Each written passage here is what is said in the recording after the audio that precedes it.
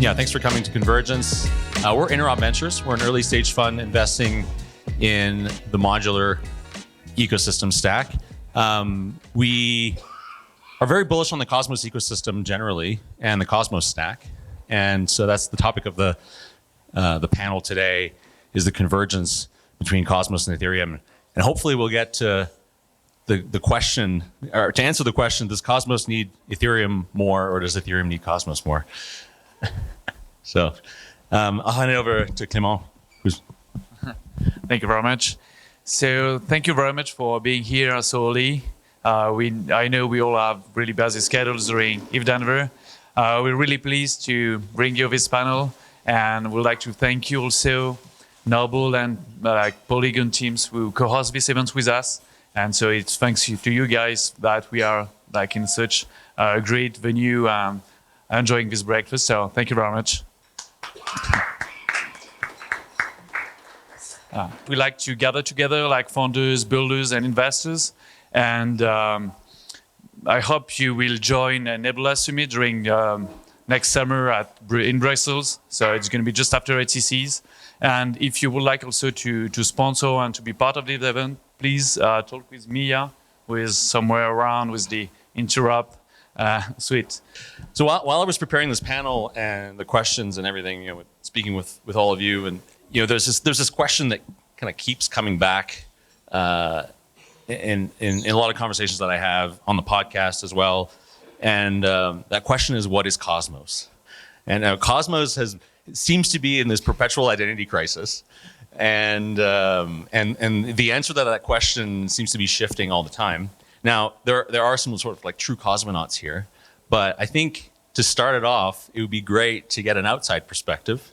So I'd like to ask Sandeep, from your perspective, coming from the outside of the space, what is Cosmos to you, and why is it relevant? For me, I always see Cosmos not as a tech phenomena, but more of a community phenomena, where you have teams who believed in the multi-chain thesis, like back in 2017, when everybody, not many people thought that this is the thing. And also, I see it as the teams who value sovereignty of their chains a lot. And for me, that's the most defining thing of the Cosmos community, that everybody values sovereignty, which then translates into there is too much decentralization inside Cosmos community, so a lot of decisions don't get made. But the most inspirational thing for me is that, and not many people know maybe in the Cosmos community that the Polygon POS chain actually an important part of that stack for decentralizing is Cosmos SDK, and on top of that there is a EVM client. So big believers of Cosmos from old days. Anybody else want to? Yeah, Yelena? Actually, maybe an outsider's perspective. All right. Go ahead. Awesome.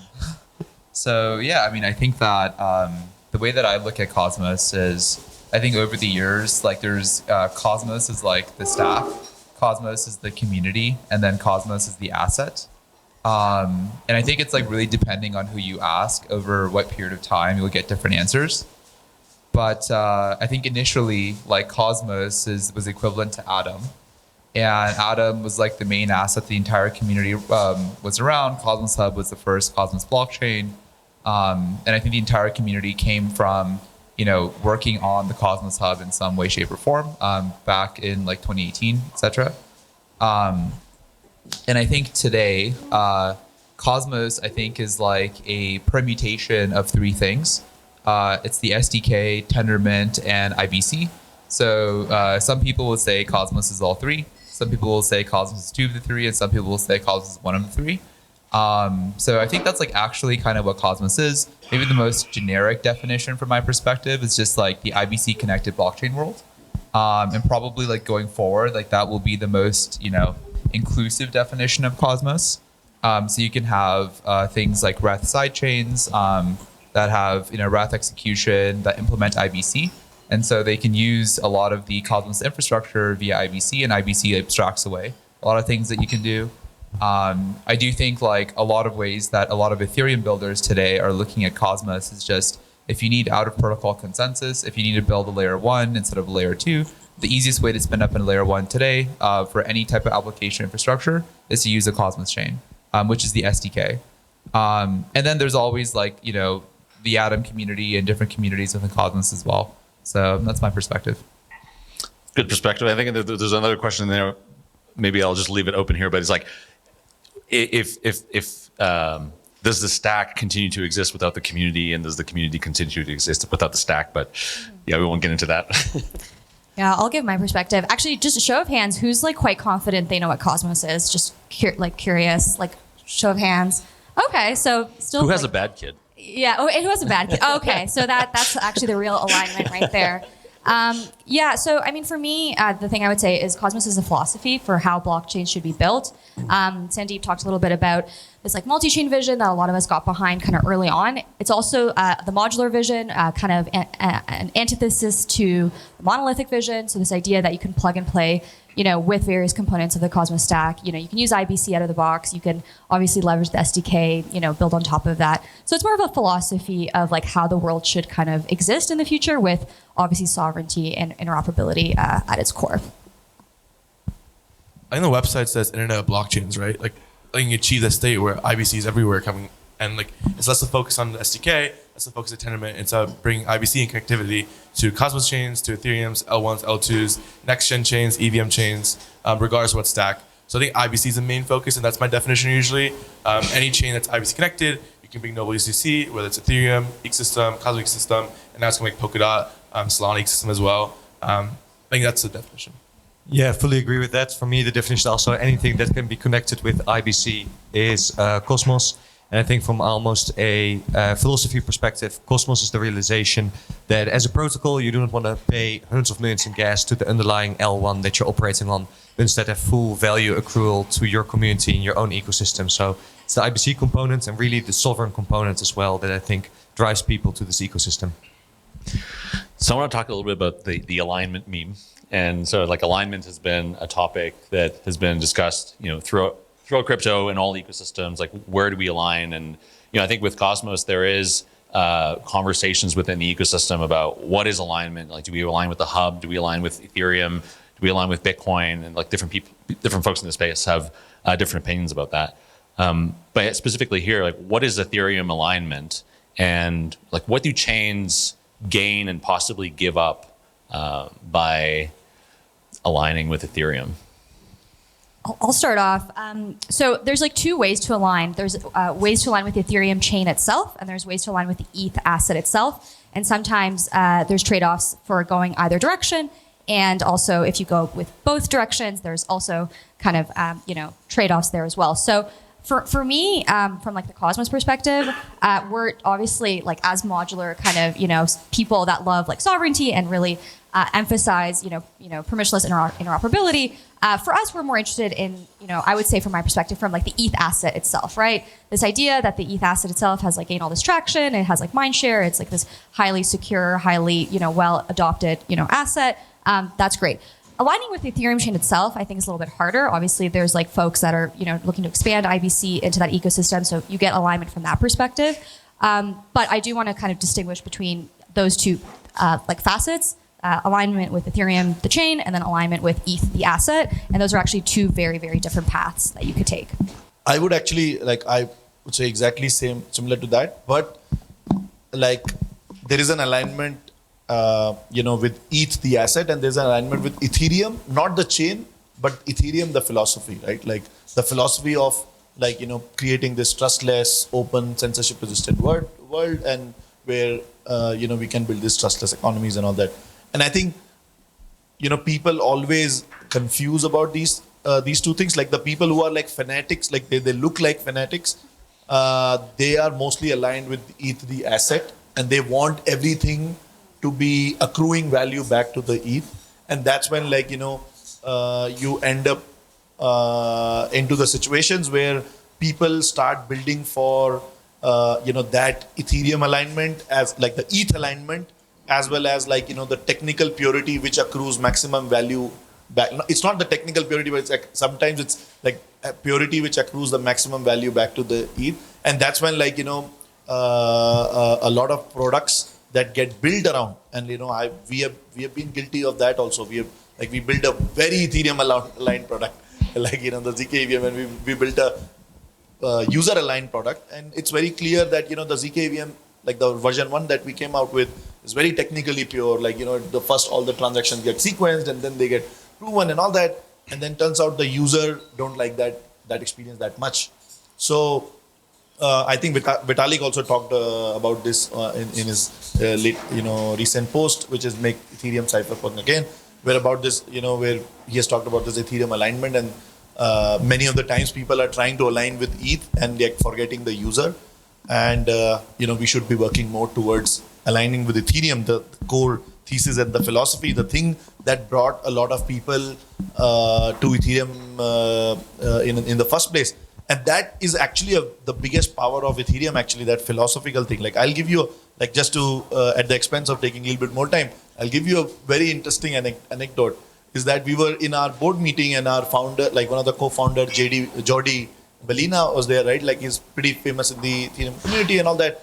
And I asked him, because we were debating very heavily about the technical purity, which compromises a little bit on the user experience and all that. I said, Jordi, what is more important to you? Is the purity and the ETH alignment, or the alignment with the pole itself? And Jordi's reaction was, pole alignment, all that. And I was like that, for that moment, few seconds, like, this is the power of Ethereum, where people like Jordi, me, like a lot of other, like I also consider myself fairly Ethereum, not maximalist, but like very Ethereum Aligned. Aligned also, like that's like this thing, but like that is the power of Ethereum, and that's the power of philosophy, not ETH the asset. Like Jordi cares zero about money, right? But he's aligned with the philosophy of Ethereum. I think that's the most powerful thing, and that's where most of the people, and even I, want to focus more instead of. Yeah, go ahead. I'm gonna have a hot take. Do it. Yeah, I think alignment is actually a meme. I don't think it exists in any way, and I think anyone who says otherwise actually is part of some political situation in crypto. And the reason why I say this is actually like, what's really interesting is like there's a lot of alignment. I actually agree with a lot of what Sandeep said, actually. So there's like many levels of alignment, basically. But like I think many times like alignment, at least from my perspective over like many years, what I've seen is alignment sometimes like very helpful for like bringing community. Alignment is like really good for business development and marketing. But also it can be like an impediment to a lot of things. So like actually even thinking outside of Cosmos, like even within Ethereum, like what's going on today, like there's out of protocol infrastructure, out of protocol innovation, rollups that are completely off blockchain. Like just the state is on the rollup, but the sequencer and DA are off rollup. Justin Drake wants to build base rollups to bring some value back to the Ethereum L1 blockchain. Other people are trying to build around the asset, and then it's like, are you aligned? Are you aligned? And then I think everyone in Cosmos is asking, are we aligned? And so I think that's actually what's happening right now. And the funny thing is like everyone's talking about Bitcoin alignment and all these type of alignment stuff, but this is actually, it all exists in a world where there's no shared security hub that is launched except for the Cosmos hub. And I think that it's really easy to talk about narratives and like nothing actually exists. But my sense is that, especially as we keep going, maybe alignment is something that's like really good because it brings people together in a bear market. There's no liquidity, there's only infrastructure. But like once you have liquidity, you have infrastructure. I think Polygon did this really well in the last cycle. Like it becomes more about functionally, like what is my gas fee? What can I do? What is the product experience? What is the UX? And it's like functionally, what does like infrastructure provide you if you're another infrastructure builder, or what does this platform provide you if you're a user? I think that's actually what retail cares about a lot more. So alignment's a bear market coping mechanism. I think it's like everyone builds infrastructure in a bear market, and then you're all trying to align infrastructure in a bear market. And so I think that's what happens. We have like 5 DA platforms. We have multiple shared sequencers. We have no consensus on like what is the right way to align with Ethereum. So I actually think in some ways like ethos, like we definitely talk about alignment and stuff, but more from like a fundamental perspective, like beliefs in crypto. I think that alignment maybe really makes sense for community building, but like never should be like an impediment to thinking about things from first principles. I'll just okay, so just one like slightly hot take. So I like tweeted this meme. Like speaking of memes, it was like the Drake meme, like where he's like nah, and he's like yeah, and like the nah one was Ethereum alignment, and like the yeah one was IBC alignment. And the reason that is because Ethereum alignment is tricky. It's like very complicated because you do have the asset that accrues value, and as soon as you have money in the mix, it becomes very complicated. Whereas IBC doesn't have a token. Like there is no IBC, like obviously there's like chains like building and like interop standards like building with IBC that have tokens, but the fundamental like IBC, you know, standard with like, that's like maintained by the Interchain Foundation and other teams, like that does not have a token. And so like the killer, you know, interop standard will not have a token, and like that's where the alignment is. So actually having a token compromises alignment. That's the hot take. Yeah, for me, I kind of agree with what you were saying. That ties into the value accrue. I would almost say alignment is: are you going to pump someone else's bags? I think that's why that's why Eigen Layer is so successful, right? Because basically ETH itself is going to be the value accrual mechanism, and so existing holders are going to benefit immensely from this. I think this is partially why Cosmos had to transition to more of a tech play, sovereign play, because really we don't have alignment around Atom in the Cosmos ecosystem. We have alignment around the Ethereum direction, but not the ETH direction itself. If Atom's able to capture that, we can do the same. I think perhaps that opportunity window is now gone, and actually a lot of the value accrual will go back into ETH alignment itself with Cosmos tech alignment. That was my next question. Is But one thing I want to Yeah. say, you said that anybody who's thinking about alignment is like mostly political, and inherently it means that they want to gain something out of it. That's why they're showing alignment. I think this mic's not on, right?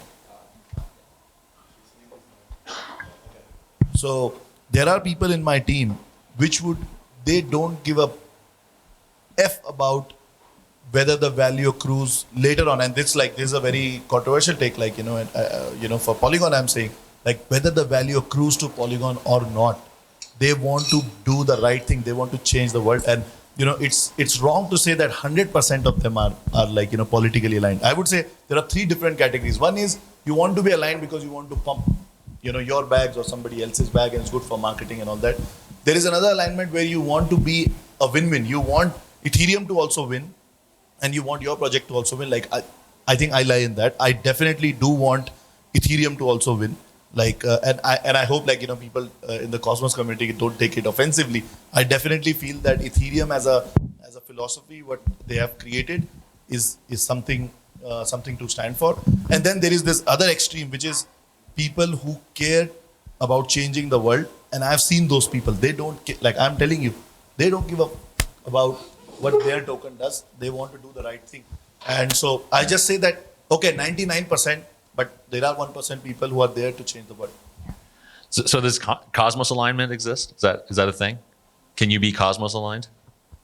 So I think only in the technical sense, just like you can be Ethereum aligned, focusing on the trustless nature and kind of your purity, you can be Cosmos aligned and focus on the sovereignty and allowing anyone to build. There were definitely also Atom-aligned projects, but those have, I think, faded away a bit over time since there's no value accrual mechanism for new projects into Atom. Maybe like Neutron is the most Atom-aligned project out there. And the question is it modular aligned or Cosmos aligned? I think I'm seeing like more Celestia projects come to the ecosystem and kind of like not really take the Cosmos narrative, but saying we're modular, we're bringing different VMs, different sequencers, and leaning more into the Celestia, Eigen Layer narrative. So the question is it Cosmos alignment or is it modular alignment? Are those separate things or combined? I would say it's modular alignment you're seeing right now, not Cosmos alignment. Yeah, I mean, I still think like a really good case study is DYDX and Antonio. And I think that alignment, so again, right, I think like alignment for modular is very much a BD and marketing thing. When you say modular, your Series A valuation goes up by 2x. And everyone knows this. And so I think that what's interesting is like, you can create like mini alignments in terms of narratives.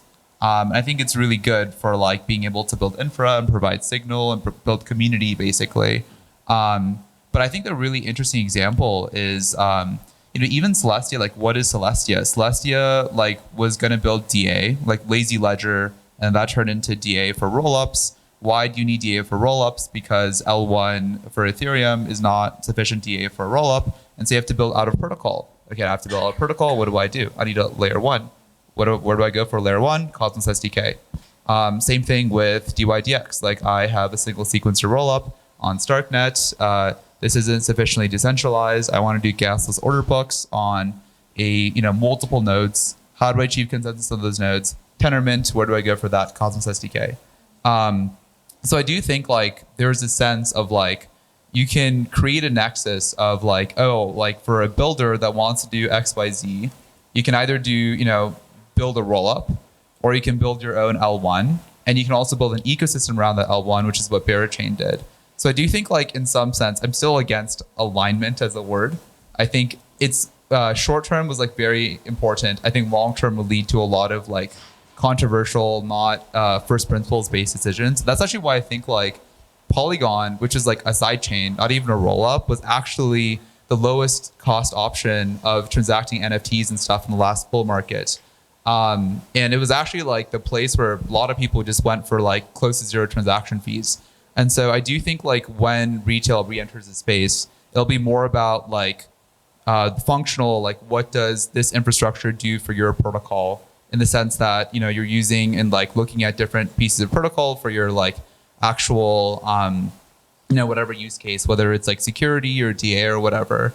And for the end user, they're just going to pick like the protocols that have the best DPD to build like, the greatest number of modes. If you're like a bridge, it's like how many places do you connect to? If you're an L1 blockchain, it's like how much liquidity you have. If you're like a DeFi application, like, like what is it like to use your actual application? So I'm like more bullish on that long term, which is like kind of my original point. Yeah. I mean, so my small disagreement has been like, as I said, 99% what you said is correct, but it's at the tactical level. When I'm talking about alignment, I'm talking about the strategic level, like not even strategic. Strategic is also a small word. I'm talking about the value alignment level. Like people go and die for capitalism versus communism, right? I'm talking about that level of philosophy. I think blockchains are that kind of civilizational phenomena. Trustlessness is that kind of phenomena. And I think like, there is a class above that which doesn't care about this tactical stuff, whether it will 2x my valuation or not, whether it will pump my token or not. They want to do the right thing. And there are like, at least in Ethereum community, I have met multiple people. And I think, like I've said internally, like the day we have 10 of those people, 10 organically external people who believe in the mission of Polygon, what we are doing, and we have done a lot of transition in the last 2-3 years because of all this ZK and all that. And I said that then that day we will be successful. I think Ethereum has probably 50 to 100, not thousands, 50 to 100 those people who want to do what, or who want to be aligned with Ethereum because they think this is the right thing. Yeah, I mean, just the one thing I would say, like whether you call it alignment or like a philosophy or like a vision, like the thing about Cosmos that I would just like emphasize is the one thing that binds us is like maximal sovereignty. So like not giving up control of your stack, like not compromising on your validator set, like like all of these, like that is just Cosmos. It is like pure maximal Absolutely. sovereignty. And like that's the reason like I got into this space, because I saw challenges with not having sovereignty, building into other ecosystems. And so if anything, like that's the meme. Just one thing I will say, when I was working on the Atom 2.0 kind of project and paper with like a bunch of other Cosmos people, one thing we had in the vision kind of charter that never really saw the light of day because it was voted down before it could thrive.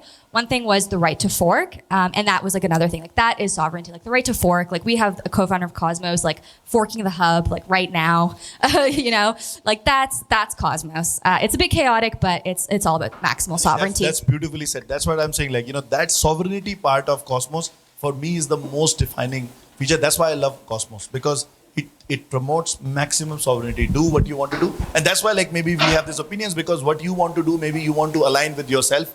And you want to do things which are best for your project. And I think Cosmos is the only ecosystem which allows you to do that fully, freely. And that's the value to, like, not die for, but value to, fight for. So when you change your PFP to a bad kid? Yeah, I could. And actually, like, I just, like, at Polygon Eigen Layer, this is what exactly we are fighting for. Like, provide L2s, as we would all say that L2s probably don't have sovereignty. But what we are doing at Eigen Layer is basically we are trying to build these they're not even layer 2. For example, Near protocol is joining Eigen Layer. That's not layer 2. They're a fully sovereign layer 1. Canto, for example, the Cosmos ecosystem is looking to join that layer. And that's the thing that we are trying to build, because that's the most beautiful thing about Cosmos. Great. I think this is a good time to transition into the sort of the second part of the panel. Are you good on time, or do you? Okay. Yeah. So Sandeep has to leave. Guys. Thank you so much for coming. Thank you. And Thank you, guys. Have a good rest of your ETHDenver. Thank you.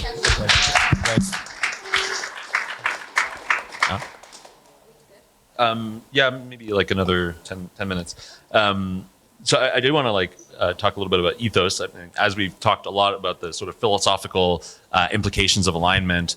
Now, like ethos is coming into the Cosmos ecosystem with a way for chains to leverage restaked ETH as an underlying security layer. So what do chains gain from leveraging Eigen Layer? And what are some of the challenges in transitioning? Because I know you're working with Sommelier to transition into this new security paradigm. Like, what are some of the challenges that you're seeing there? Yeah, absolutely. So I think the original thesis of Cosmos was that, again, you can have your full sovereign L1. You can launch your own L1. And, the fact that you have an SDK and the tool set to do that is actually fantastic. I think over the years, there's been a couple different obstacles in the Cosmos space. And I think what we saw, especially in the depths of the bear in summer of 2023, it was really difficult to be an L1. It was very enticing to be an L2.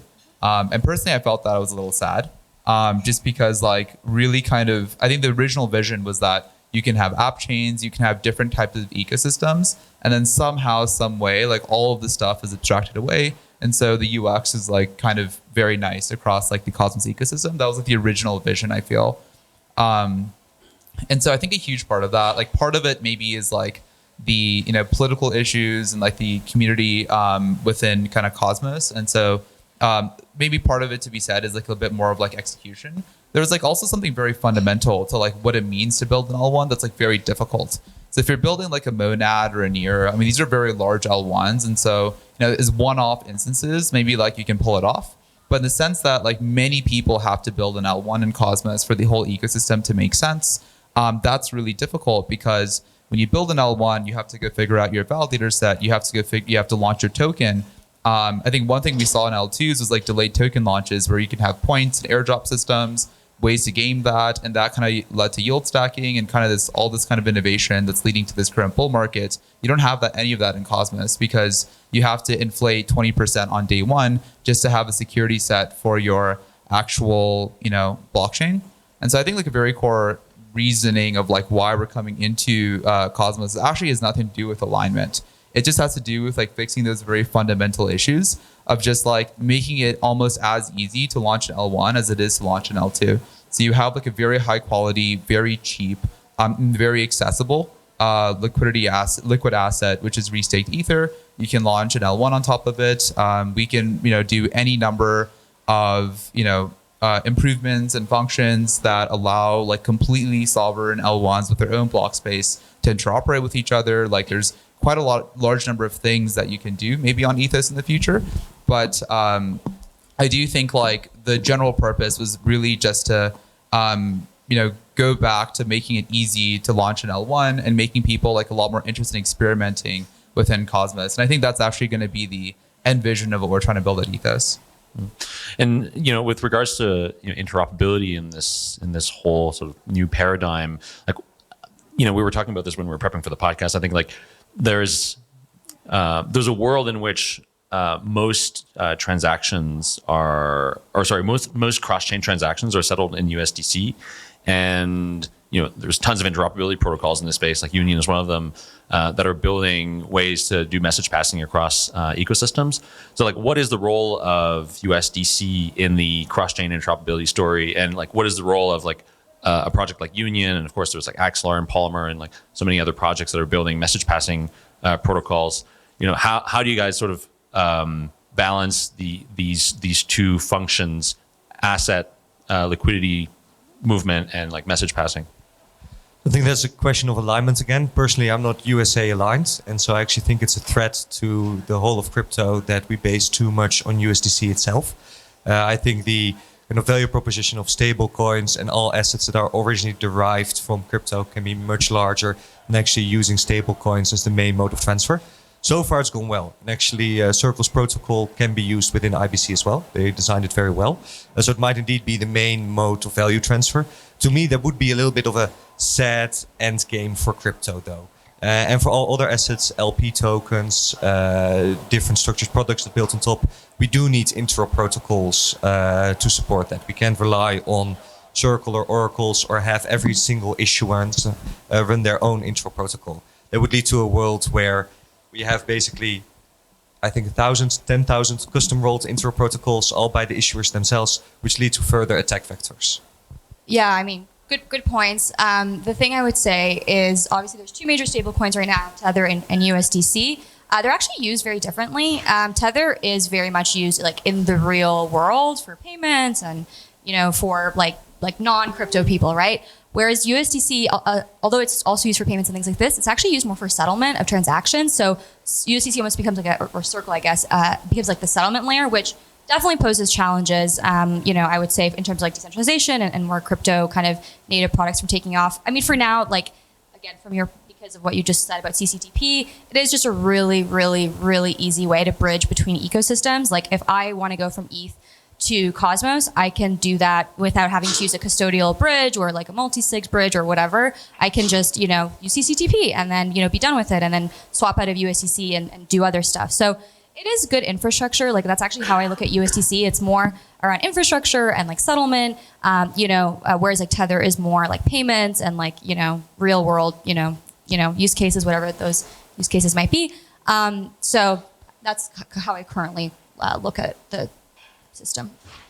I would push back a little bit on your point. I would say like the stablecoin endgame is actually good. I'm thinking about when would my mom use IBC, and it'd be for USDC. She's not like degenerating ETH into Uniswap. If she did, that'd be pretty base. But like my mom if she ever uses IBC to send money from New York to Bangkok, it's going to be for stablecoins. It's going to be through Circle. She's going to want to use Coinbase. That's because she barely knows how to use a phone. So like when we're actually trying to get people on chain using Cosmos beyond the 10 developers and 500 users that we have, it's going to be stablecoins, and that's a major use case, and that's a good endgame. It's the best way to send money. I think like stablecoin endgame is a good endgame. I think the risk is hedging this on a single stablecoin, right? And right now, the risks that we're unaware of, for example, is complete censorship attacks. Circle technically right now is a payment service provider facilitating cross-border transfers for anyone that's not KYC'd. And the moment the US government picks up on this, we might run into significant issues. Will Penumbra be able to access USDC at all? Or does that need to be fenced off?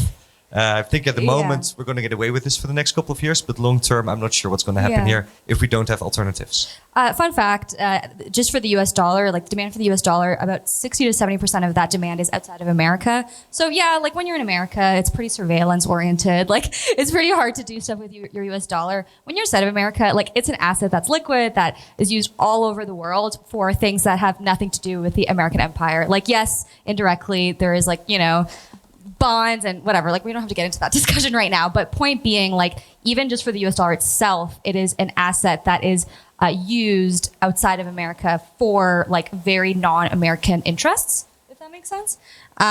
So, anyways, it's more of a philosophical discussion, but something to consider.